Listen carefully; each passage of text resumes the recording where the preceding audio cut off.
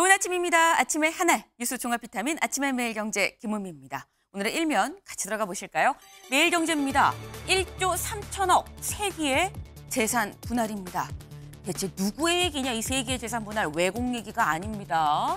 최태원 SK 회장과 노소영 관장의 이혼 항소심 선고가 어제 있었죠. 네, 어제 항소심 재판부가 최태원 회장이 노소영 관장한테 1조 3천억 원의 재산을 분할해 줘야 된다라고 판단을 내렸습니다. 한국 사법 역사상 최고액의 판결이다라는 거죠. 네.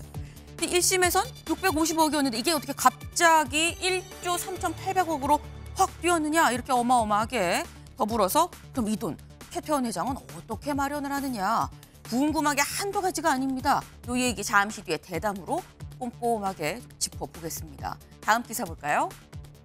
한국일보입니다. 이재명 당대표 연임 위해 대권가도 걸림돌 치운다. 이게 대체 무슨 얘기냐? 어제 민주당에서 대선 1년 전 대선 1년 전에 사퇴해야 된다라는 요 당헌을 개정하겠다라고 밝혔습니다. 이게 무슨 얘기냐? 이걸 좀 같이 볼까요? 민주당이 30일 의원들한테 배포한 당헌 당규 개정안에 따르면 당대표와 최고위원이 대선 출마 시 선거일 1년 전 사퇴하도록 규정한 현행. 지금 저희 잠깐 얘기를 적어주고요. 이제 김호중 씨가 경찰에서 검찰로 송치되는 그런 모습입니다. 김호중 씨가 무슨 얘기를 할지 좀 잘 들어볼까요? 끝나고 말씀드리겠습니다. 죄송합니다. 끝나고는 어떤 생각 같으세요? 소주 10잔 마셨다는 입장도 그대로신가요? 네, 지금 김호중 씨가 강남경찰서에서 지금 검찰로 송치되는 지금 그런 모습을 보고 있는데요. 일단 마스크를 쓰기도 했고요. 얼굴이 자세히 보이진 않습니다. 다만 기자들의 질문에 나중에 말씀을 드리겠다라고 얘기를 하고 차에 타는 모습입니다. 사실 그 전에 3개 혐의였었죠. 위험운전치상 등에서 한 3개 혐의였었는데 검찰에 송치되기 전에 경찰이 혐의를 추가했습니다. 음주운전 혐의가 적용이 됐습니다. 더불어서 범인 도피교사까지 해서 총 5개 혐의로 지금 넘겨졌다라고 볼 수 있을 것 같아요. 네, 저희가 좀 갑자기 일면 소개하다가 좀 급박하게 실시간으로 좀 나오는 모습을 보여드리려고 급하게 좀 이 말씀을 드렸는데 양해를 좀 부탁드립니다. 다시 좀 돌아가 보죠. 네, 다시. 이재명 당대표 연임 위해 대권가도 걸림돌을 치운다라는 건데 민주당이 의원들한테 어제 배포한 당헌 당규 개정안에 뭐가 담겨 있었느냐? 당대표와 최고위원이 대선 출마 시 선거일 1년 전에 사퇴하도록 규정한 현행 당헌. 사실상 이게 폐지되는 내용이 담겨 있다라는 겁니다. 지방선거 등 상당한 사유가 있는 경우 사퇴 시한을 미룰 수 있도록 하겠다라고 했다라는 거죠. 이렇게 되면 어떻게 되는 것이냐 보겠습니다. 이 대표의 2년 임기가 원래대로면 이제 오는 8월까지인데 여기에 대해서 연임을 해서 임기를 개정할 수 있다 그러면 연임을 하면 2016년 8월까지 여기에서 또 더 연장될 수도 있다라는 얘기가 되는 거겠죠. 점점 더 강력한 민주당, 이재명 대표 중심의 민주당이 되고 있다라는 생각이 좀 듭니다. 다음 기사 볼까요? 조선일보입니다. GPS 교란, 미사일, 북 4일 연속 도발입니다. 네, 어제 저희가 조금 전에 미사일도 쐈어요 라고 말씀을 드렸었죠. 정찰위성 쏘고요. 여기에 더해서 오물풍선 보내고요. 그리고 미사일도 쏘고요. 사이사이 간간히 GPS 교란도 하고요. 네, 지금 북한이 4일 연속 계속해서 도발하고 있다. 위성 발사 후 잇따라 이어지는 군사 행동이다라는 건데요. 네, 대체 왜 이러느냐 궁금하죠. 전문가들은 뭐라고 보고 있느냐. 고강도 도발, 그러니까 직접적인 교전까지는 가지 않지만 하지만 뭔가 국면 전환을 꾀하고자 하는 거 아니겠느냐라는 해석을 내놓고 있습니다. 다음 기사 같이 보시죠. 국민일보입니다. 의대 4,610명 선발, 지역인재 1,913명 뽑는다. 의대 정원 굉장히 이제 3개월이 넘게 진행되고 있는 사안인데 어제 정부에서 확정해서 발표를 했습니다. 의대 정원 4,610명 뽑겠다. 그리고 이 중에서 지역 인재로 1,913명을 뽑겠다라고 얘기를 했습니다. 2025년 의대 대입 전형 주요 사항이 어제 발표가 됐는데 이 아무래도 지역 인재가 1,900명 가까이 되죠. 약간 보태면 절반 가까이 됩니다. 그러다 보니까 나온 얘기가 다들 보따리 싸서 지역 가는 거 아니야? 라는 얘기도 같이 나왔습니다. 네, 그만큼 입시 요강이 수험생, 또 이 수험생 가족들한테 굉장히 중요한 사안일 수밖에 없는데 다음 기사를 좀 이어서 보시죠. 경향입니다. 의대 1,497명 늘고 무전공 4배로 수험생 혼돈입니다. 일단 의대 정원이 늘어났습니다. 이 자체로도 굉장히 큰 사안인데 여기에 더해서 무전공이 4배로 늘었다는 겁니다. 사실 무전공으로 뽑는 게 있긴 있었어요. 그런데 기존보다 4배가 전국 73개 대학에서 무전공 37,935명을 뽑기로 했다는 겁니다. 지금 현재 뽑고 있는 무전공, 학부로 뽑았다가 다니면서 과를 정하는 무전공이 지금 올해 뽑았던 것보다 4배가 늘어났다는 거죠. 그러다 보니까 수험생들은 어떻게 해야 되지? 뭐가 맞는 거지? 혼돈 상태다라는 겁니다. 네. 문제는 이 혼돈의 틈을 사교육이 비집고 들어올까 봐 그게 진짜 우려되는 부분이다라는 생각이 좀 듭니다. 다음 기사를 좀 같이 볼까요? 한겨레입니다. 2032년 달 착륙, 2045년 화성에 태극기 꽂자. 누가 한 얘기냐? 윤 대통령이 한 얘기입니다. 어제 우주항공청이 개청을 했죠. 이 개청식에서 윤 대통령 2032년엔 달 착륙하고 2045년엔 화성에 태극기를 꽂읍시다. 우리 스페이스 광개토 프로젝트를 좀 추진하겠습니다. 라고 얘기를 했습니다. 네. 사실 얼마 남지 않았죠. 32년 이제 8년 정도밖에 남지 않았습니다. 야심차게 시작한 이 우주청. 우주로 쭉쭉 뻗어가는 성과를 낼 수 있기를 좀 기대해 봅니다. 다음 사진 기사 같이 볼까요? 네, 정말 시뻘건 용암입니다. 네, 진짜 용암이에요. 이게 뭐 영화나 어떤 그래픽이 아닙니다. 이게 어디냐? 아이슬란드에서 화산이 폭발했습니다. 무려 50m까지 용암이 치솟았는데요. 네, 이것도 영화에서만 보던 그런 모습인데 컴퓨터 그래픽이 아니라 실제로 지금 현재 활화산이 이렇게 폭발을 했다라는 거죠. 요 근처가 유명한 온천 관광지였는데 관광객들 다 대피를 했다고 합니다. 요즘에도 분출하는 화산이 있나 싶기도 하면서 한편으론 지구가 나 아직 살아있어, 나 잊으면 안 돼 라고 말하는 것 같다라는 생각도 좀 듭니다. 더불어서 오늘 눈길 가는 기사도 하나 좀 같이 꼽아봤는데요. 네, 눈길이 안 갈 수 없는 기사입니다. 보겠습니다. 로또 1등 당첨자 쉿! 네, 네모를 여기에만 쳤어요. 진짜 중요한 건 요게 아닌가 싶습니다. 절반은 배우자의 비밀. 이럴 수가 라는 거죠. 네, 지금 기획재정부 복권위원회에서 복권 1등 당첨자들한테 설문조사를 해봤다고 합니다. 근데 알고 보니까 당첨자의 절반은 배우자한테도 얘기하지 않고 쉿 하고 있었다는 거예요. 이거라는 생각 하고 계시나요? 네. 보니까 1등이 연령대로는 40대가 제일 많고요. 성별로 따지면 남성이 75%였다고 합니다. 요즘 뭔가 배우자가 자꾸 콧노래 부르고요. 뭘 자꾸 사드리고요. 기분이 좋아요. 막 이 마음 넓게 잡고 쓰고요. 이러면 한 번쯤은, 2번은 말고요. 한 번쯤은 의심해 볼 법도 하다라는 말씀을 드립니다. 네. 화목한 가정을 응원하는 아침의 매일경제. 네, 언제나처럼 이 TV로 좀 크게 보시다가요. 궁금한 점 유튜브 댓글로 남겨주시면 같이 좀 얘기를 해보겠습니다. 오늘 함께 해주실 분들 소개합니다. 안녕하세요. 안녕하세요.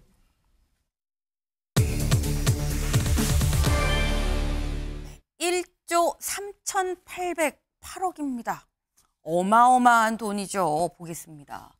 노소영의 1조 3,808억 세기의 재산 분할 판결입니다.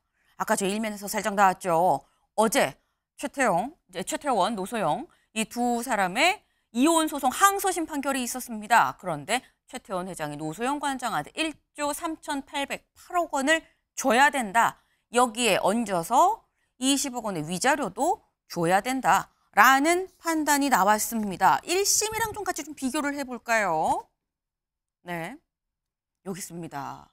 1심에서는 뭐라고 나왔었냐? 위자료 1억 원이었어요. 1억도 적진 않죠. 근데 1억 원이었습니다. 재산 분할 665억 원이었습니다. 근데 2심에서는 위자료가 20배가 됐죠. 물론 30억 원을 얘기하긴 했습니다. 좀 줄긴 했습니다만 1심에서 인정된 거에 비하면 20배입니다. 재산 분할도 665억에서 1조 3,800원. 비교가 안 됩니다. 여기에 더해서 여기를 보면 중요한 포인트는 이거예요. 최태원 SK그룹 회장이 보유한 SK 지분은 분할 대상이 아니다. 라고 얘기를 했는데 2심은 뭐라고 했느냐. SK지분 등 최 회장 재산은 모두 분할 대상이다 라고 봤습니다. 그래서 재산 분할 금액이 이렇게 늘었다라는 거죠. 왜냐하면 1심에서 주식은 재산 분할 대상 아니다라고 해서 노소영 관장이 주식은 2심에서 넣지 않았어요. 다만 재산 분할 요 금액적인 부분만 넣었었는데 주식도 다 결국 재산으로 봐야 되는 거 아니겠느냐라고 판단이 나온 겁니다. 어제 이 판단이 나오고 노소영 관장 측 변호인단 이렇게 얘기했습니다. 들어보시죠. 거짓말이 굉장히 난무했던 그런 사건이었는데 실체적 진실을 밝히느라고 애써주신 재판부한테 감사드리고 또 혼인의 순결과 일부 일처제주의에 대한 헌법적 가치를 깊게 고민해 주신 아주 훌륭한 판결이라고 그렇게 생각합니다. 네, 지금 노소영 관장 쪽에서는 아주 훌륭한 판결이다라고 얘기를 했습니다. 어제 이 선고가 나오고 난 다음에 윤영걸 대표님, 일각에서 이거 재판부가 노소영 관장 손을 들어줬다. 근데 그냥 손만 들어준 게 아니라 두 팔 만세를 시켜줬다라는 얘기도 나왔어요. 이런 결과 예상하셨습니까? 예상 못했죠. 예, 저렇게까지 많이 나올지는 몰랐죠. 1심에서 워낙 적게 나왔기 때문에 네. 노소영 측이 좀 더 많을 거라고는 예상을 했지만 그렇게까지 많이 1조 3천억이 넘어서 35%. 그러니까 1심에서는 최태원 회장이 아버지한테 받은 거, 최종현 회장한테 받은 거는 특유 재산이라고 그래가지고 네. 그거는 분할 대상이 아니라고 그랬거든요. 네. 그동안에 국내 재판정 판결이 그랬어요. 과거에 신세계 정용진 회장이 고현정 씨랑 할 때도 한 15억 주고 끝났죠. 그리고 이무재, 삼성전기 이무재 고문이 삼성그룹의 이부진 사장하고 이혼할 때도 받은 게 141억. 네. 동아그룹의 강신호 회장이 그 부인 이혼하면서 돌아가시기 전에 하면서 네. 준 게 53억 정도에 끝났는데 네. 이번에는 35%를 떼줘라. 한국 사법 역사상 가장 많은 금액이라고 해요. 그렇죠. 우리나라 이혼의 역사를 새로 썼다고 봐야 될 것 같습니다. 이제 여성의 그 지위 향상에 따라서 여성 비율이 점차 높아지긴 했지만 35%라는 비율은 깜짝 놀랄 만한 거죠. 예, 많이 받은 게 아마존 창업자가 네. 제프 베이조스라고 있는데 그분이 이혼하면서 52조 2천억을 줬어요. 네. 하지만은 전체 주식에 그때 받은 게 4%. 근데 이번에는 35%니까 엄청난 액수라고 보는데 앞으로 대법원까지 가서 후폭풍이 굉장히 많지 않겠느냐 이런 생각이 좀 듭니다. 네. 사실 이렇게나 많은 금액이 인정이 될 거다, 많은 퍼센트가 인정이 될 거다라는 거는 아마 예측하신 분들이 많지 않지 않았을까라는 생각이 듭니다. 근데 아까 노소영 관장 측 변호인은 훌륭한 판결이다라고 얘기를 했죠. 그럼 최 회장 쪽에서는 뭐라고 얘기를 하느냐. 회장 쪽에서는 어제 이런 입장문을 내놨습니다. 상고를 통해 잘못된 부분을 반드시 바로잡겠다. 재판부는 처음부터 이미 결론을 정해놓은 것 같다. 편향적이고 독단적으로 재판을 진행했다라고 얘기를 했습니다. 근데 지금 보면 최태원 회장 쪽에서는 우리 주장은 거의 받아들여지지 않았어요. 너무 편파적이야, 편향적이야 라고 지금 얘기를 한 건데 지금 상고를 한다고 했습니다. 장현주 변호사님. 네. 근데 이혼 소송이 3심에 가서 뒤집히는 경우가 얼마나 됩니까? 사실 이번 사건만큼은 통상적인 경우와 비교하기는 좀 어려울 것 같습니다. 그만큼 사실 액수도 정말 이례적이지만요. 네. 이 나왔던 쟁점 같은 경우에도 사실 일반적인 이혼 소송에서 나오기 어려운 쟁점들이 많이 등장을 했거든요. 뭐 앞서서 이제 나중에 다루겠지만 뭐 노태우 전 대통령의 뭐 자금 뭐 이런 이야기까지가 쟁점으로 다뤄졌기 때문에요. 일반적인 이혼 소송과 비교하기는 좀 어려울 것 같기는 합니다. 다만 대법원에 상고심이 가게 된다라고 한다면 법률적인 측면들을 다퉈야 되거든요. 네. 그런데 일단 또 위자료 부분이나 또 재산 분할 부분을 이제 나눠서 봤을 때 특히 이제 재산 분할 부분과 관련해서는 노소영 관장의 기여도 부분을 35%를 인정을 했는데요. 아마 그런 부분에 대해서 과연 노태우 전 대통령의 어떤 무형적 기여나 이런 부분들이 인정한 부분들, 이런 부분들이 과연 대법원에 가서 아마 쟁점으로 또다시 다퉈질 가능성은 높습니다. 아마 그렇게 된다라고 한다면 아마 상고심에서 다시 한번 이 쟁점이 치열하게 다퉈질 가능성은 있는데요. 사실 결과는 지금으로서는 아무도 예측하기 어려운 거 아닌가 생각은 듭니다.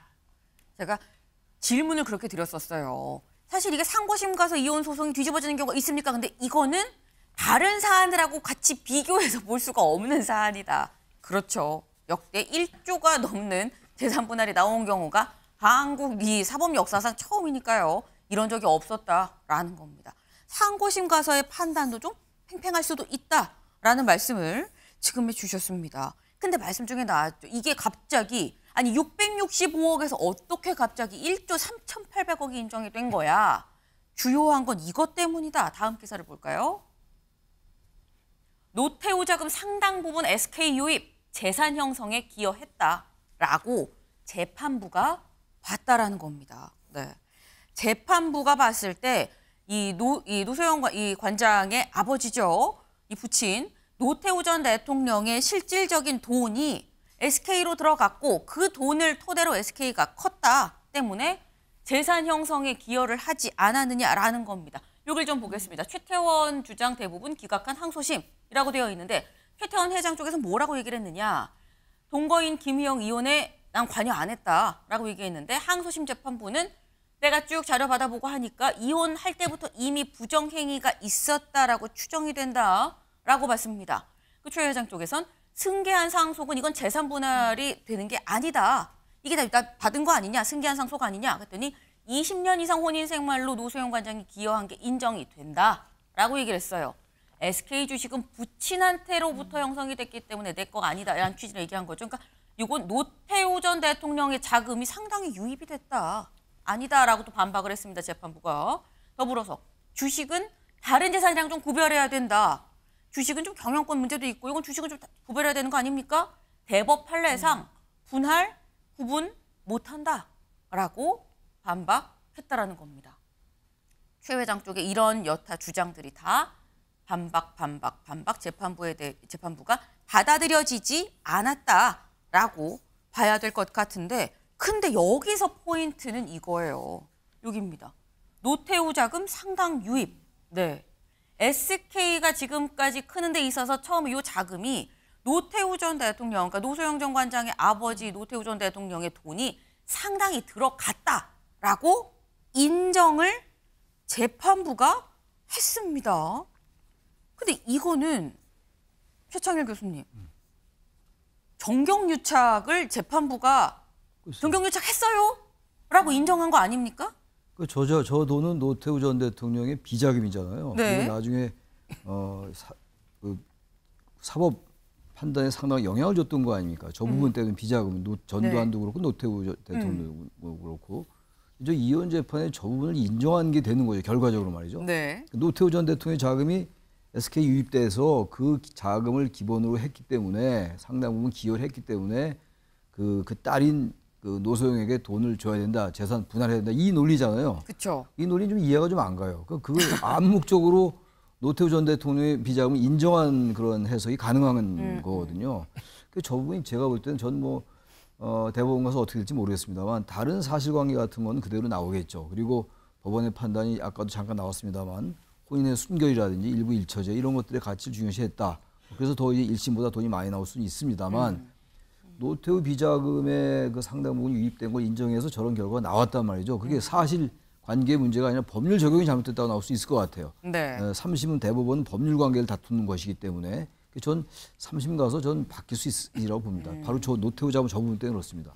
요 부분 때문에 요 자금 유입을 인정을 한 요 부분 때문에 오히려 대법원 가서 뭔가 바뀔 수도 있는 거 아니겠느냐라고 지금 말씀을 하셨어요. 근데 그럼 재판부는 무슨 근거로 자금이 유입됐다고 인정을 한 것이냐라는 겁니다. 다음 기사 보시죠.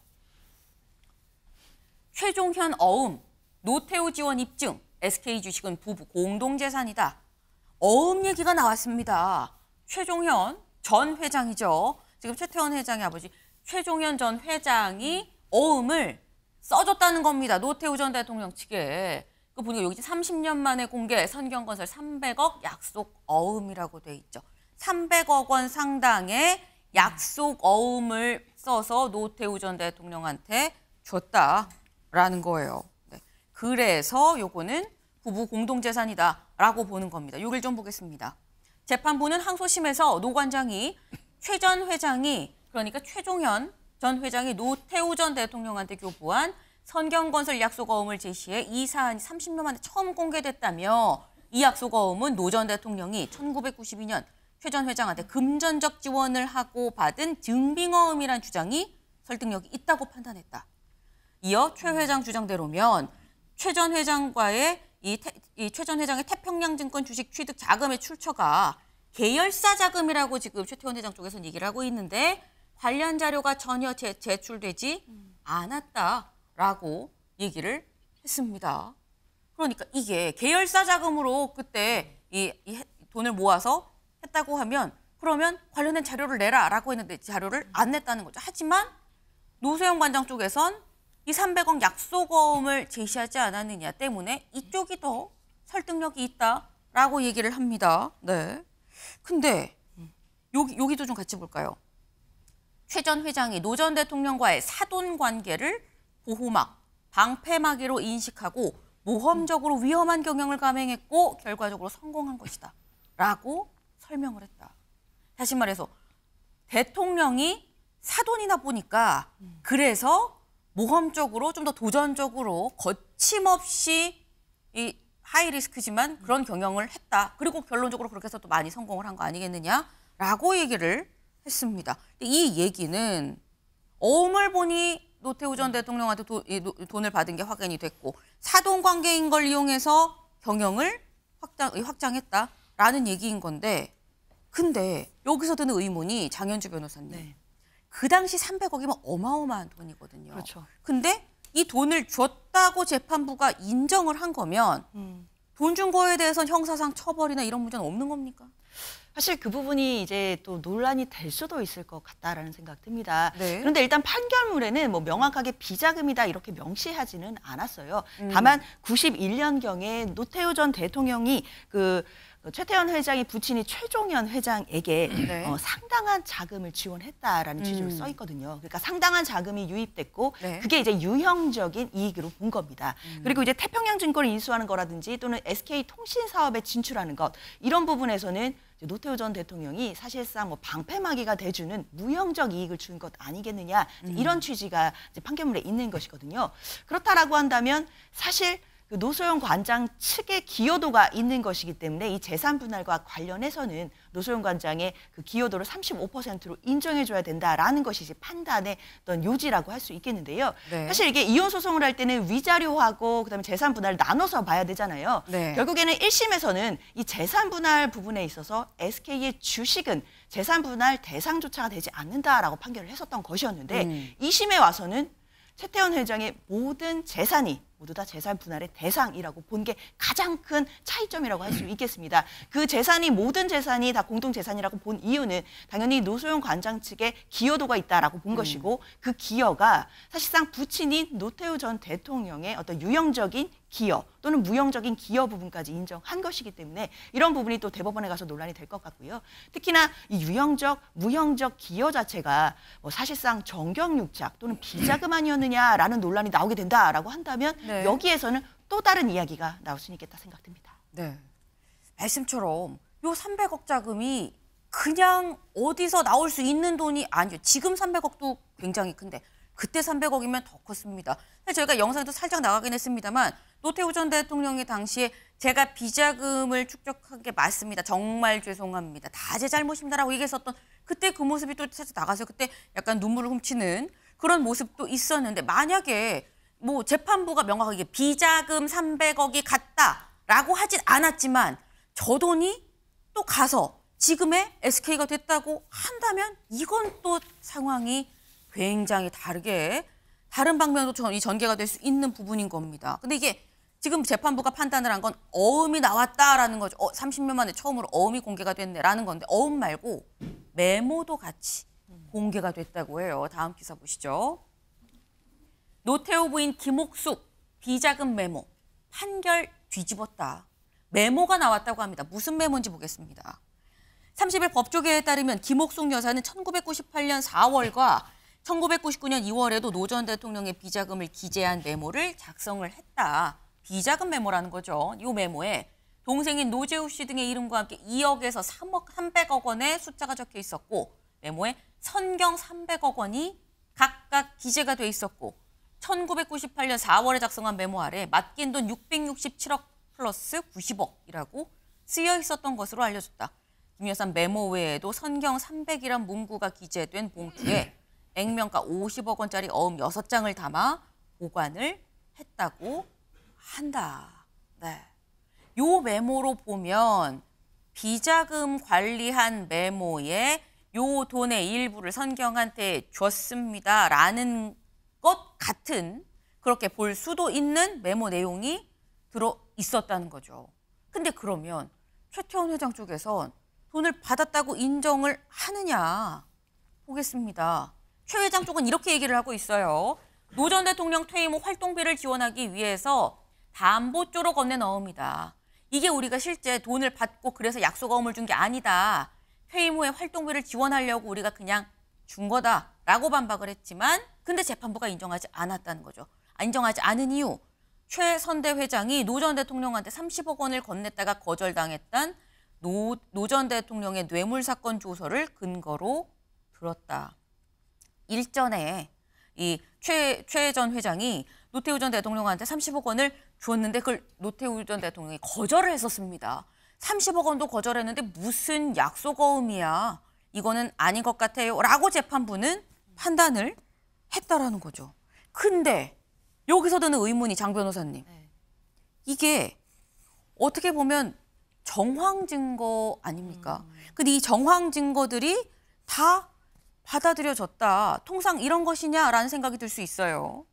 그렇죠. 사실은 아무래도 그렇기 때문에 지금 원고 측인 네. 최태원 회장 측에서는 너무나 정황이나 모호한 부분들을 받아들인 것 아니겠느냐라고 지금 판결에 대해서 반박을 하고 있거든요. 네. 그렇기 때문에 아마 이 부분을 대법원에 가서는 크게 다툴 것으로 보여지기는 합니다. 다만 이만 항소심 재판부에서는 물론 이제 정황 증거라고 또 판단될 수도 있겠지만 관련된 어음이라든지 그리고 당시에 기재된 메모라든지 이런 부분에 대해서 증거로 이제 인정을 한 것으로 봐야 되겠고요. 그리고 특히나 이제 어음이나 메모만 가지고 그런 것 같지는 않고 네. 당시의 상황들이라든지 그리고 이제 91년경에 특히 이제 노태우 전 대통령의 비자금 사건과 관련된 부분 아마 그 기사라든지 기록들에 대해서 찾아본 것으로 보입니다. 그 관련된 자료들을 토대로 보았을 때 네. 아무래도 이 어음과 메모의 내용들을 신빙성이 있다라고 판단한 것으로 보이고요. 그렇기 때문에 노태우 전 대통령의 상당한 자금이 당시에 최종현 회장에게 유입이 됐다라는 정황을 인정한 것으로 보이고요. 그렇다라고 한다면 노소영 관장 측의 기여도를 인정할 수 있는 것이기 때문에 재산 분할에서 1심과 전혀 다른 결과가 나온 것이라고 봐야겠습니다. 네. 지금 그래서 1심이랑 다른 부분이 그런 포인트가 아니겠느냐라고 말씀했고 그것만 따진 건 아닐 거다. 그 당시에 91년도 뭐 이때의 기사도 다 참고하고 하지 않았겠냐 말씀을 하셨는데 사실 논란은 이 부분입니다. 다음 기사를 좀 보시죠. 노태우 비자금 보호막으로 SK가 성장했다. 그걸 딸의 기여로 봐 논란입니다. 네. 지금 요거는 재판부가 한 얘기죠. 노태우 전 대통령의 비자금 그리고 노태우 전 대통령 보호막으로 방패막이로 해서 그래서 굉장히 크게 사업이 성장을 했는데 이걸 딸의 기여로 볼 수 있는 거냐라는 얘기인 겁니다. 네. 그러니까 재산 분할을 할 때는 원래 아내가 얼마큼 재산을 증식하는 데 기여를 했느냐를 따지는데 아내의 기여와 장인어른의 기여가 같다고 봐야 되는 거냐. 윤영걸 대표님. 네. 장인어른의 도움은 아내의 도움입니까? 어떻게 보세요? 저는 그 재판 결과가 두 가지가 그러면서 이해가 안 돼요. 네. 예, 노태우 비자금하고 보호막으로 SK가 성장했다는 것도 이해가 안 되고 네. 그걸 딸의 기여로 봐서 딸 노소영한테 재산을 분할해야 된다. 만약에 그 노태우 대통령의 정권적인 비호로 했으면은 그건 국가에 헌납해야지 왜 노소영한테 주죠? 그건 뭐 저는 말이 안 돼요. 그리고 노태우 대통령 비자금 보호막으로 성장해서 위험적인 경영을 감행해서 그렇게 해서 성공한 게 SK다 하는데 네. 저는 제가 재계 출입을 한 40년 출입기자 하면서 SK 쭉 지켜봤거든요. 네. 옛날에 학생복이나 만들다가 지금은 반도체, 뭐 제약 화생복 인하는 아니고 굉장히 화생복도 큰 만들다가. 회사로는 네. 성장한 건 맞는데 네. 그게 최종건 창업주가 동생 최종현 회장한테 넘겨주고 최종현 회장이 69세에 돌아가시면서 아들한테 넘겨줬거든요. 그쵸. 근데 그동안에 큰 M&A가 3번 있었어요. 하나는 1980년에 유공 인수한 거. 그게 큰 결정적인 그 이유가 됐습니다. 그 유공의 인재들을 SK가 빨아들이면서 그룹이 퀀텀 점프를 했어요. 근데 그때 1980년에 노태우 대통령은 저기 군복 입고 있을 때예요. 그때는 결혼하기도 한 8년 전입니다. 네. 그게 특혜랑 아무 상관없고 또 1992년에 그 제2이동통신 사업자 선정이 됐었거든요. 그때 선경, 동부, 동양, 그렇죠. 코오롱, 포스코 다 했는데 그때 선경, SK가 실력이 압도적으로 앞섰어요. 제가 그때 지켜봤습니다. 근데 그때가 대선이 있을 때예요. 네. 대통령 선거 있으니까 그때 YS가 후보가 민자당 대표하면서 이거 대통령 사돈이 4억 가지면 안 돼. 네. 그래서 일주일 만에 4억 건을 눈물을 먹고 정부에 반납을 했습니다. 그리고 나서 YS 정부가 들어와서 이동통신 사업을 어떻게 할까? 정경련 주도로 삼성그룹 그 별장의 영빈관인 승지원에 모여가지고 네. SK에 주기로 재계가 논의를 해서 준 것, 그때 특혜십이 하나도 없었어요. 또 하나 이 M&A 한 거는 SK 하이닉스 인수해서 성공한 거예요. 네.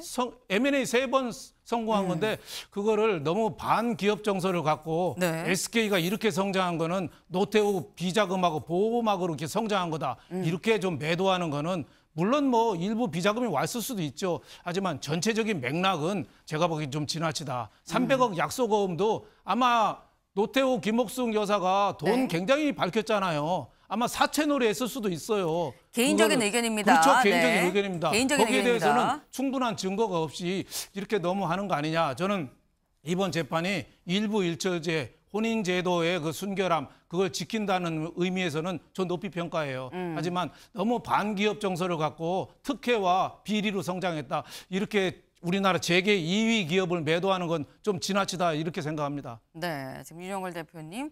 지금 3번의 퀀텀 점프가 있었다. 이 M&A를 통해서 컸는데 그걸 어떻게 처가의 도움이라고만 볼 수가 있겠느냐라고 말씀하셨어요. 사이사이에 이제 개인 의견이 나온 부분도 잘 이제 판단을 해주시기 바랍니다. 네. 근데 지금 얘기가 전반적으로 노소영 관장 쪽 얘기가 좀 재판부에서 좀 많이 받아들여졌다라는 게 좀 대체적인 그런 시각입니다. 그런데 그럼 왜 이런 결과가 나온 것이냐라는 거죠. 재판부가 어떤 재판부냐 좀 볼까요? 다음 기사. 노소영 손들어준 판사. 불륜 배우자에겐 엄격한 판결. 네.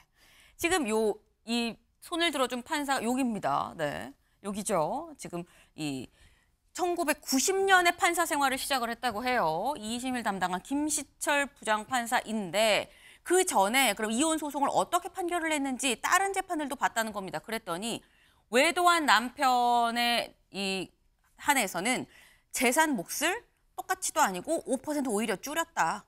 요런 것도 있었고요. 증여받은 주식에 대한 사례도 이것도 다 분할 대상이다라고 그 전 다른 재판에서도 인정을 했었다는 겁니다. 어떤 경우에 불륜 배우자한테는 엄격하게 이렇게 했었다라는 거죠. 네. 이렇게 엄격하게 했었다라는 건데 관련해서 다음 기사를 좀 보시죠. 이번 사안에 대해서 법원 혼인관계 존중안의 질타. 사상 최대 위자료 20억 원 지급 판결. 요번 판결에서도 재판부가 최태원 회장한테 대해서 질타를 했다라는 겁니다. 혼인관계를 존중하지 않았다라고 얘기를 했다라는 거예요. 여길 좀 보겠습니다. 재판부는 혼인관계, 신뢰관계를 언급하며 최 회장을 여러 차례 질타했다. 여러 차례 질타했대요.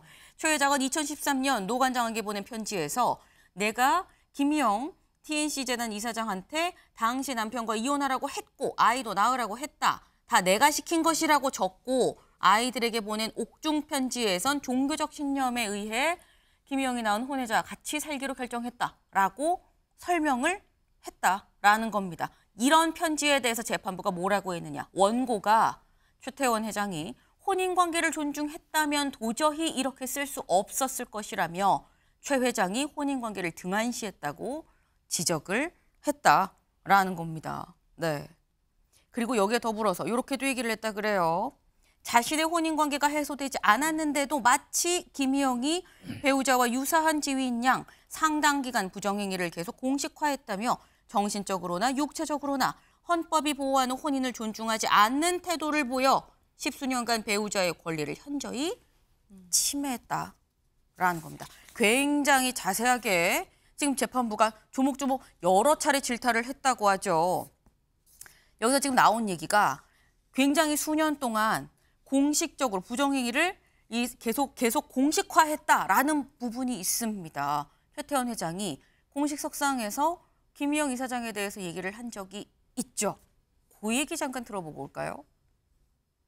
공감 능력 제로입니다. 사람을 쳐다보지 않고 저는 일만 봤습니다. 저하고 아주 반대인 사람을 만났었습니다. 그 사람은 돈 이런 건 전혀 관심이 없고 이슈 이런 게 아니라 사람으로만 갑니다. 그래서 어떻게 저런 사람은 나하고 이렇게 반대일까? 근데 그리고 가만히 관찰해보니까 제가 자전거 사람을 봤습니다. 그래서 그때부터는 새로운 생각을 해보기로 했습니다. 장현주 변호사님, 네. 요런 부분이 재산 분할 판결에 영향을 미친 거냐? 일단 전반적으로 영향 미쳤을 가능성도 있다. 전반적으로. 그러나 일단 좀 나눠서 봐야 될게요. 이혼 네. 소송에서는 위자료 부분이 있고 재산 분할 부분이 있잖아요. 네. 앞서서 다뤘던 이제 1조가 넘는 금액은 재산 분할 부분입니다. 거기서의 주된 쟁점은 공동재산이 어디까지냐, 그리고 노소영 관장의 기여도가 어디까지냐, 이제 이런 부분이 쟁점이었다면 네. 위자료는 또 별개입니다. 위자료는 말 그대로 정신적인 손해배상 금액이거든요. 그렇기 때문에 최태원 회장의 어떤 과실 또는 이제 고의, 그 유책행위가 있다라고 한다면 그 유책행위와 관련된 정신적인 손해배상 금액을 물어주라라는 것이 위자료 소송입니다. 그런데 그 위자료 액수가 일단 20억이죠. 그쵸. 사실상 우리가 법조계에서 특히 위자료 액수 같은 경우에는 최대치가 한 1억 정도다라고 이제 알려져 있거든요. 특히 이제 이혼 소송 같은 경우에는 뭐 제가 본 사건도 5천만 원을 넘는 사건은 거의 보질 못했습니다. 그런데 1심에서도 1억이었고 상당히 많은 금액이었다라고 이제 생각이 되었었지만 20억이 됐다라는 건 그만큼 재판부에서 최태원 회장 측의 유책 행위를 이제 강하게 봤다라고 봐야 될 것 같은데요. 특히 뭐 보도에도 나와 있는 것처럼 뭐 판결문에서도 여러 가지 차례로 최태원 회장의 어떤 유책 행위에 대해서 꾸짖는 장면들이 나옵니다. 특히 이제 지금까지도 혼인 관계가 유지되고 있으면서도 김희영 이사장에게 뭐 유사 배우자의 지위를 부여한 것 아니겠느냐, 뭐 그런 부분이라든지, 그리고 10수년 동안 이런 부분들이 지속되어 왔었기 때문에 노소영 관장에게는 상당한 정신적인 고통이 있었을 것이라는 점, 이런 부분들을 다 반영한 것으로 봐야겠습니다. 그럼에도 사실상 액수가 20억이 나왔다라는 것은 네. 굉장히 큰 금액이기 때문에요. 사실 이 기록은 앞으로 깨지기가 어렵지 않을까 싶을 정도의 고액의 위자료가 인정된 판결인 건 분명해 보입니다. 네, 지금 차근차근 설명을 해줬어요. 20억이란 이게 거의 뭐 기록 수준이다. 앞으로도 이게 깨질 것 같지도 않다. 말씀을 해주셨는데, 근데 문제는 지금 이혼 소송에 대한 저희가 뭐 위자료, 재산 분할 얘기를 했죠. 이거 말고 다른 소송이 하나 더 진행 중입니다. 무슨 소송이냐? 노소영 관장이 김희영 이사장한테 직접적으로 제기한 손해배상 청구 소송이 현재 진행 중입니다. 지난해 3월에 제기했어요. 30억 원 규모의 손해배상 청구 소송을 직접적으로 제기를 했고, 그 선고가 오는 8월, 고시죠. 얼마 안 남았습니다. 8월 22일에 선고 일자도 잡혔습니다. 근데 요걸 보면 장 변호사님, 지금 일단 2심, 이혼 소송 2심까지 나온 거고 역대 굉장히 큰 금액이 인정이 된 거잖아요. 네. 그럼 여기에서는 이 재판에는 영향을 미치지 않겠느냐. 어떻게 보십니까? 사실상 영향을 미칠 것으로 보입니다. 네. 왜냐하면 이번 항소심 판결문 자체가 굉장히 자세하고요. 그리고 그 기록도 상당한 많은 분량을 검토했다라고 알려져 있습니다. 그렇다면 항소심 판결에서 적어도 이 위자료만큼에서는 최태원 회장 측의 유책 행위를 뭐 조목조목 지적하는 부분들도 있는 것이고, 그렇다라고 한다면 지금 상대자라고 할 수 있는 김희영 이사장에 대해서도 유책 행위를 어느 정도는 인정할 것으로 보이거든요. 그렇다라고 한다면 이번 항소심에서 드러난 사실관계들이 이번 선고에 영향을 미칠 가능성도 있다고 보이고요. 그렇다라고 한다면 김희영 이사장을 대상으로 한 지금 손해배상 소송에서도 상당히 높은 액수의 위자료가 인정될 수도 있겠다라는 예상해봅니다. 네. 요번에 나온 요 2심 판단이 8월 22일에 있을 김희영 이사장의 대한 손해배상 청구 소송에서도 상당 부분 많이 받아들여질 것 같다라는 말씀이셨습니다. 근데 지금 이게 지금 뭐 가족만의 문제는 아니죠. 왜냐? 최태원 회장이 갖고 있는 회사 SK는 지금 어떤 상황이냐? 다음 기사 보겠습니다. SK 임직원들 집단 멘붕. 경영권 분쟁 가능성의 주가 폭등입니다. 어제 이 선거가 오후 한 2시, 3시 상간에 나왔거든요. 근데 어제 주식이 어떻게 뛰었느냐 보겠습니다. 이렇게 나왔습니다. 어제 오전 9시에는 14만 3,300원이었었어요. 근데 쭉 가다가 오후 3시쯤, 2시, 3시쯤에서 갑자기 쭉쭉쭉쭉쭉 올라가죠. 쭉 올라가서 16만 7,700원까지 찍고 15만 8,100원으로 3시 30분에 내려옵니다. 네, 갑자기 쭉 올라갔다는 거죠. 쭉 올라간 이유, 경영권 분쟁이 일어나는 거 아니야? 왜? 1조가 넘는 돈을 무슨 돈으로 마련해서 이걸 주지? 주식 파나? 어떻게 되는 거야? 라는 얘기가 나올 수밖에 없습니다. 윤영걸 대표님, 네. 저는 최근에 나온 오너 리스크 중에 굉장히 이렇게나 큰 건이 있었나라는 생각이 들었거든요. 그렇죠. 과거에 이런적 오너 리스크가 있었던 적이 없었죠. 그동안에 최태원 회장이 감옥에 2번 갔거든요.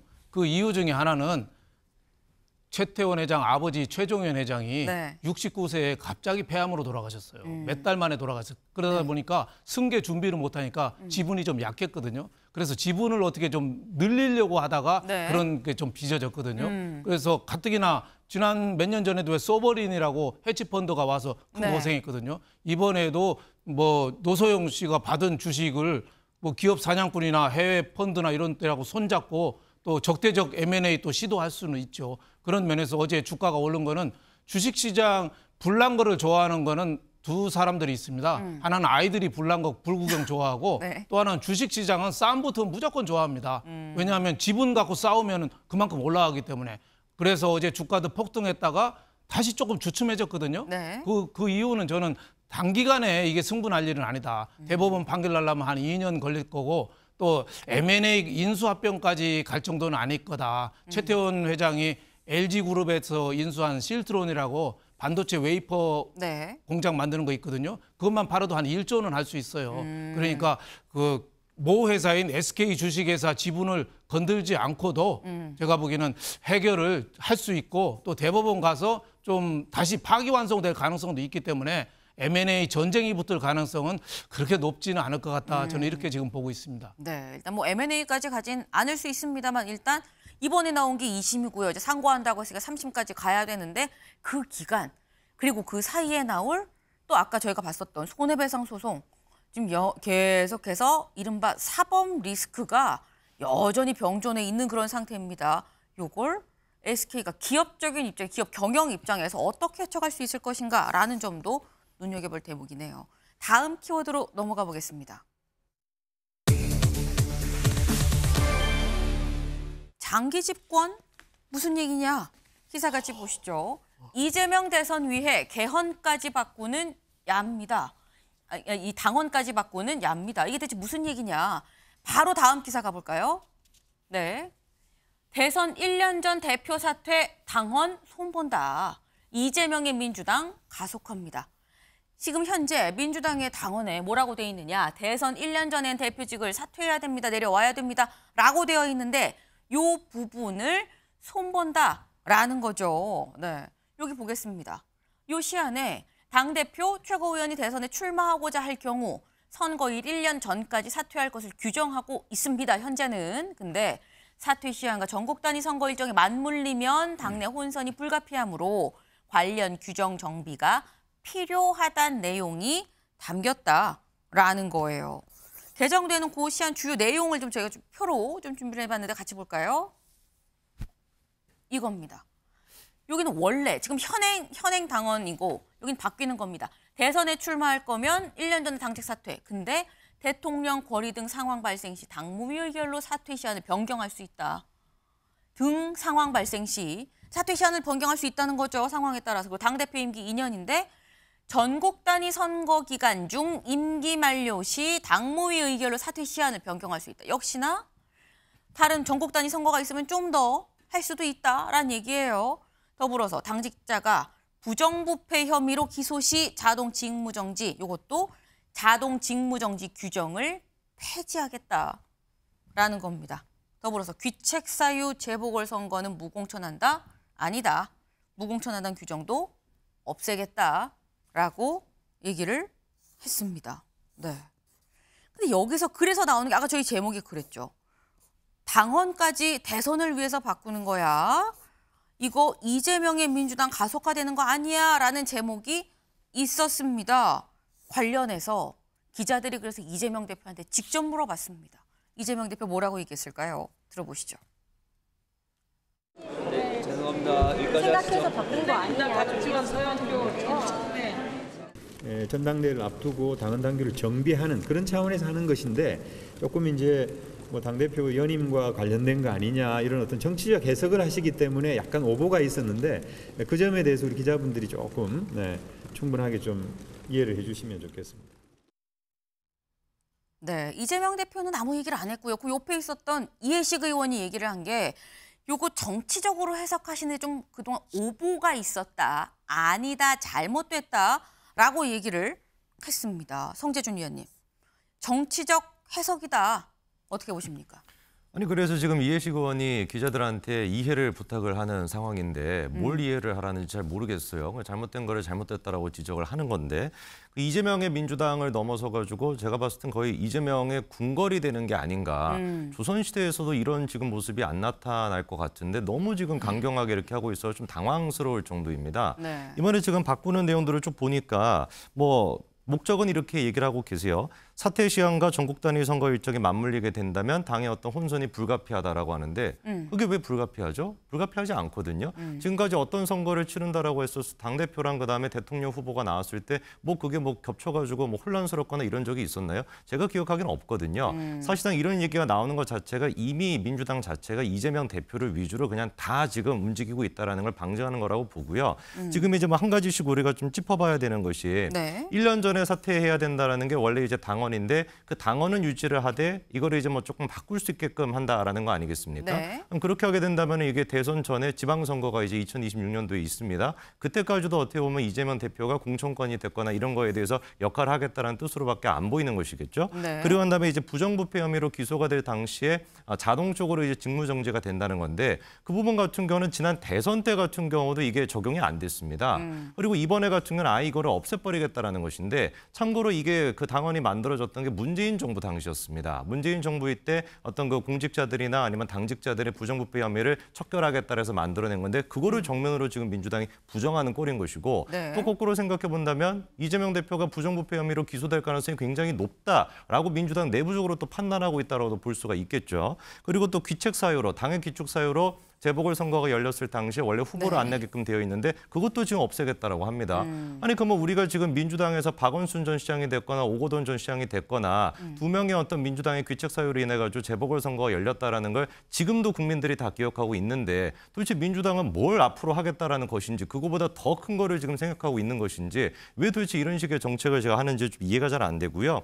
그래서 우리가 이런 것들을 쭉 한번 생각을 해봤을 때 국회의장 지금 이제 후보를 내는 거 과정에서도 권리당원들의 지금 의견을 또 묻겠다. 당원들의 네. 의견을 20% 넣겠다라는 얘기까지도 합니다. 그거를 이제 정면으로 이제 또 우상호 의원이 나와가지고 비판했었죠. 그랬더니 이번에 들었던 얘기가 뭡니까? 맛이 갔다는 얘기를 또 민주당 내부에서 들었어요. 오랜만에 진짜 제가 봤을 때 우상호 의원이 맞는 얘기를 했는데 맛이 갔다 이런 얘기를 듣고 있는 상황이다 보니까 참으로 진짜 민주당의 지금 상황이 국민들의 어떤 의견과 상식에서는 좀 벗어나고 있다라고 지적하고 싶습니다.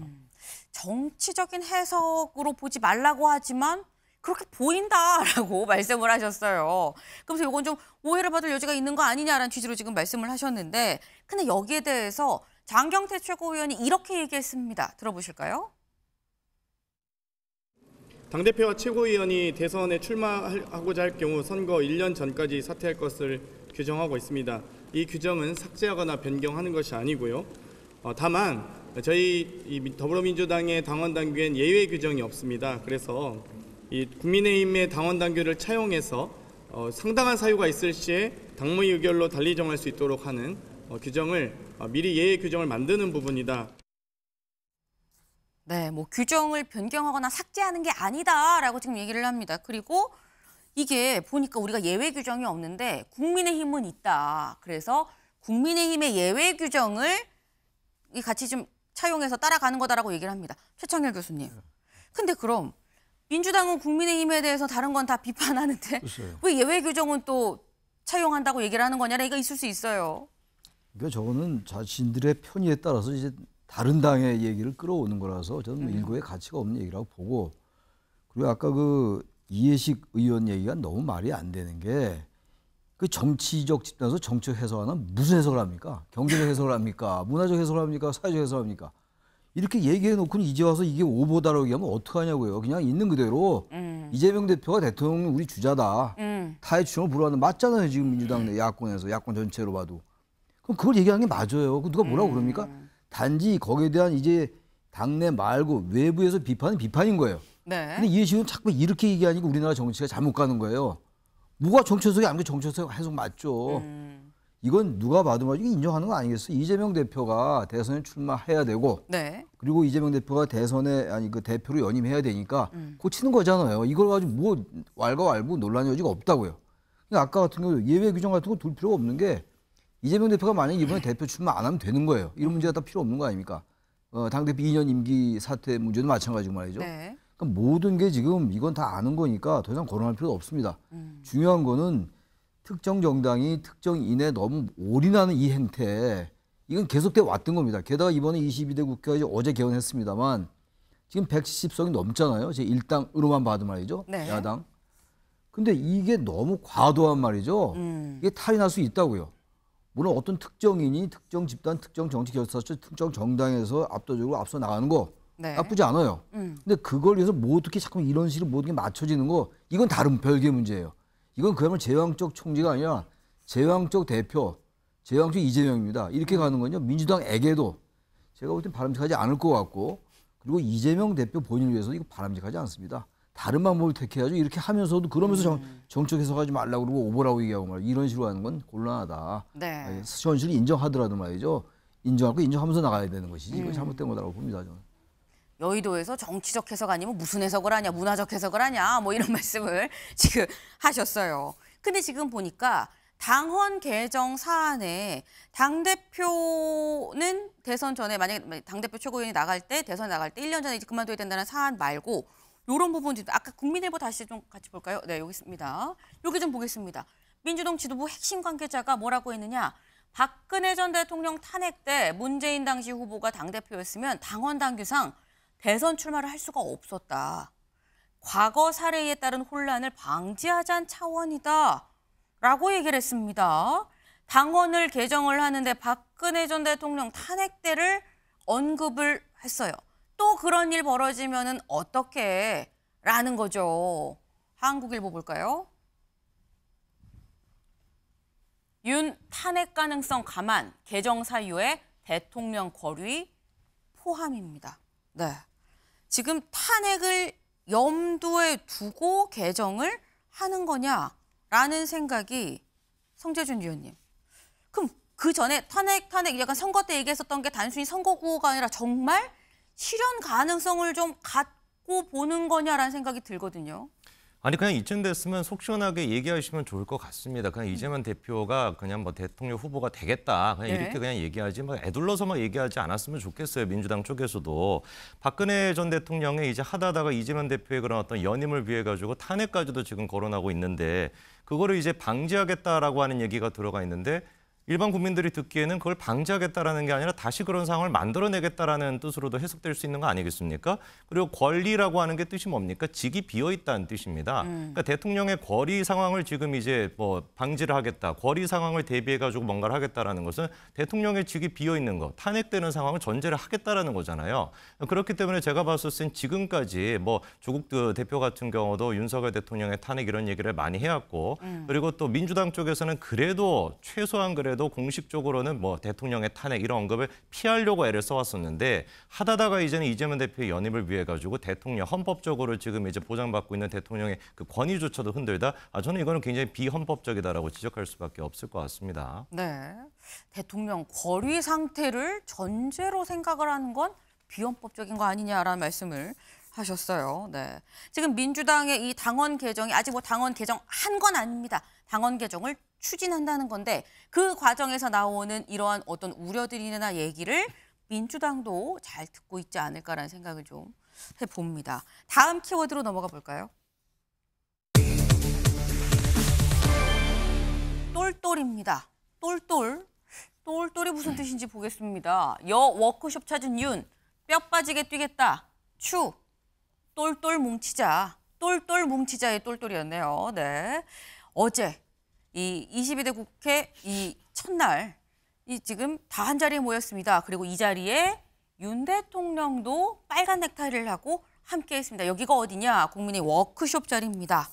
이 워크숍 자리를 찾은 윤 대통령 뭐라고 얘기를 했는지 직접 영상으로 확인해 보시죠. 고맙습니다.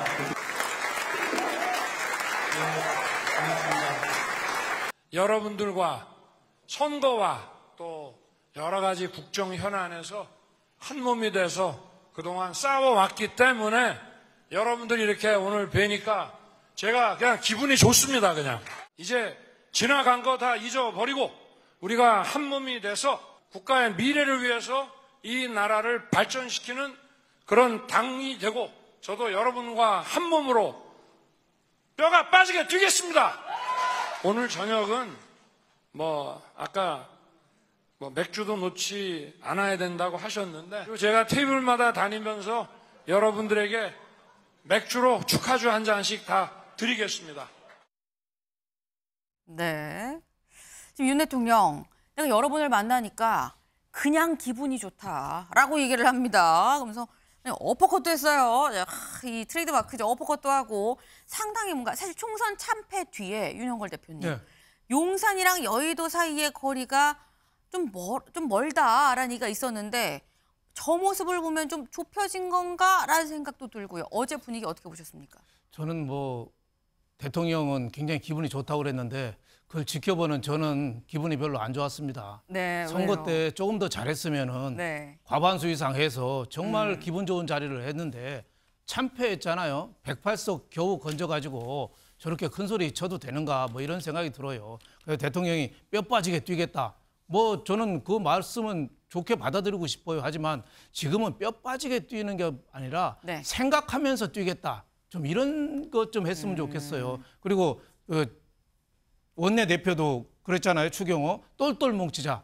이것도 똘똘 뭉치지 말고 생각하면서 좀 뭉쳤으면 좋겠어요. 너무 열심히 하겠다. 최선을 다하겠다. 이거 하지 말고 정말 어떻게 하는 게 최선인지를 연구해 가면서 좀 하는 게 지금 수직적 장정 관계에 대해서 국민 불만이 높잖아요. 그리고 대통령실이 좀 변해야 된다는 욕구가 크잖아요. 대통령실이 뭘 변했는가를 지금 보여주는 거 이게 더 급하지 않나. 지금 낙천 인사들 모아서 지금 대통령실 비서팀을 지금 꾸리고 있는데 네. 여기에 대해서 국민들이 얼마나 호응하겠습니까? 지금은 국민들이 요구하는 게 제2부속실 설치라든지 그 특별감찰관이라든지 대통령실 스스로 혁신하는 모습 이거를 보여주고 당에 대해서도 내가 부하라고 생각하지 않겠다고 대통령이 얘기했지만 정말 당정이 어떻게 보면 수평적 관계로 하도록 대통령실부터 좀 먼저 바뀌려는 그런 좀 각오가 좀 필요하지 않나. 그리고 국민의힘도 지금 중진들이 각자 따로 놀고 있어요. 개헌해야 된다면서 어떤 분은 임기 단축해도 된다고 하고 네. 어떤 분은 또 최상병 특검법에 왜 반대했는지 모르고 아무 설명도 없이 반대하고 각자 따로 놀고 있어요. 이러놓고 건배사 같이 똘똘 뭉치자 국민들이 몇 사람이나 호응하겠어요. 정말 국민의힘이 생각하는 정당이 좀 됐으면 합니다. 네. 지금 뼈 빠지게 하고 똘똘 뭉칠 때가 아니다. 생각을 강조를 하셨어요. 그러니까 이 말씀은 이런 걸로 이해를 합니다. 열심히 하는 게 중요한 시기가 아니라 방향 설정이 중요한 시기 아니냐. 그 말씀을 해주신 걸로 지금 이해가 됩니다.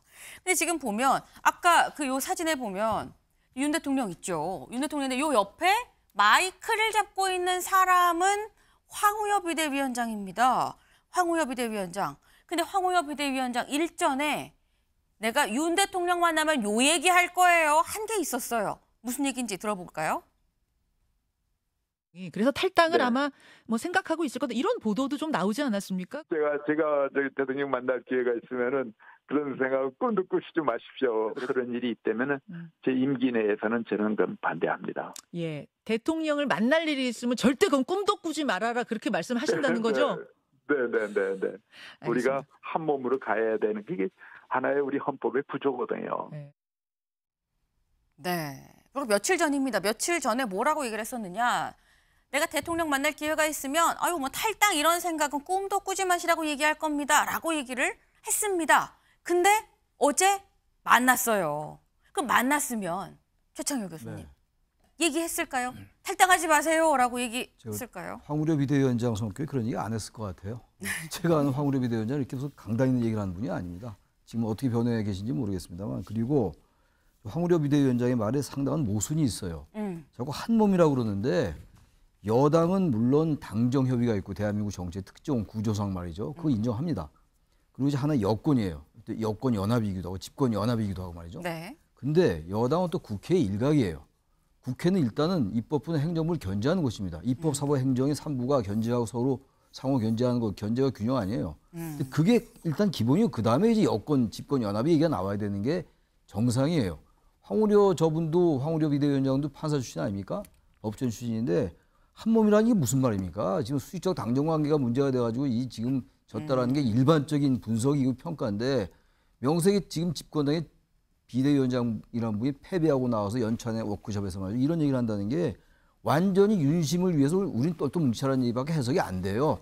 이래가지고 아까 민주당이 끝났습니다. 어떻게 경쟁을 합니까? 민주당은 지금 완전 그냥을 똘똘 뭉쳐가지고 이재명 사당화 얘기가 나오는 판인데 뭔가 지금 진 쪽 이건 이긴 쪽이라고요. 이긴 진 거를 모르고 저렇게 얘기를 하고 있으니 저 당이 도대체 지지율이 오르겠어요? 그리고 뭐가 뼈빠지 일합니까? 뼈빠지 몰고 다 잊어버리면 안 돼요. 성찰하고 기억해내야죠. 불과 2달 전 얘기도 안 되는 건데 뭐가 다 잊어버리라고 그래요? 난 이 당 도저히 이해가 안 가는 정당이에요. 네. 제가 이런 얘기 안 할 수가 없습니다. 저 개인, 물론 이것도 개인 생각. 네, 알겠습니다. 네. 개인 생각이십니다. 네, 개인 생각이세요. 네. 말씀하자 점점 화가 막 이렇게 올라오시다가 이제 개인 생각으로 마무리를 해 주셨는데, 네. 사실 어제 워크숍의 어떤 분위기를 한마디로 정해라 그러면 우리는 하나, 뭐 약간 요런 분위기였습니다. 근데 요 하나에 속하지 못한 사람이 있었습니다. 다음 기사를 좀 볼까요? 여 뭉친 날 한동훈 지구당 부활이 개혁. 네, 성재준 위원님. 사실 뭐 한동훈 위원장이 어제 SNS 글을 했다는 건 잠깐 뒤에 얘기를 하고 여 뭉친 날 한동훈 위원장은 사실 그 자리에 없었습니다.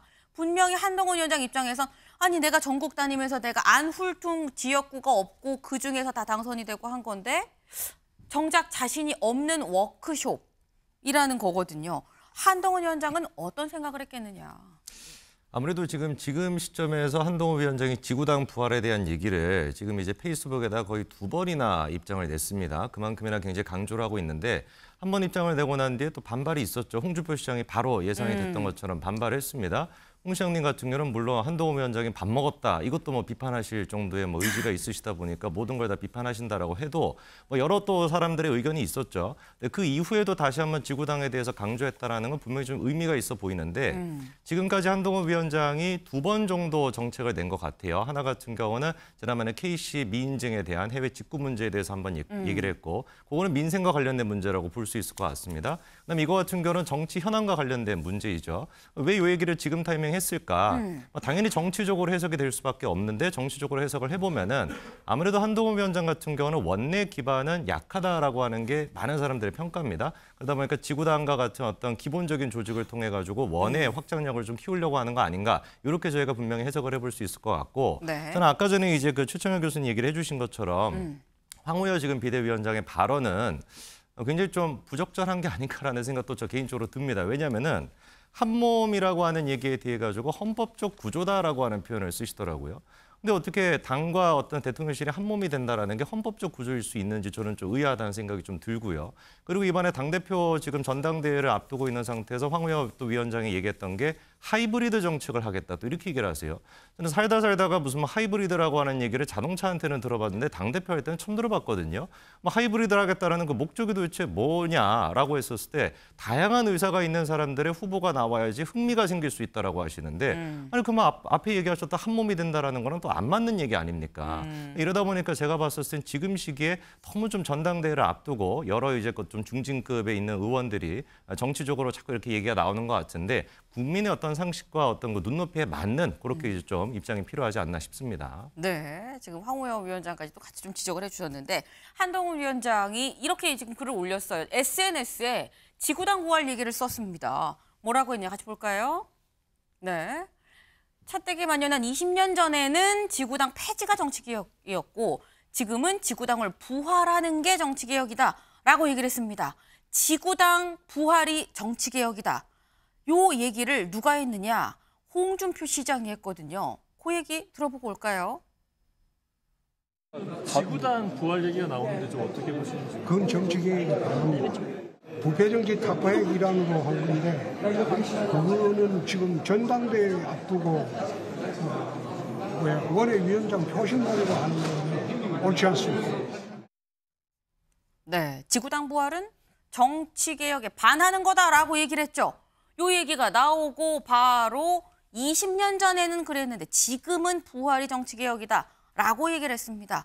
그동안 홍준표 시장이 계속 한동훈 위원장에 대해서 얘기하는 어떤 비판적인 얘기에 사실상 처음으로 응대한 것 아니냐라는 얘기가 나오는 이유입니다. 네, 한동훈 위원장 곧 수면 위로 올라올 것 같다라는 생각이 드네요.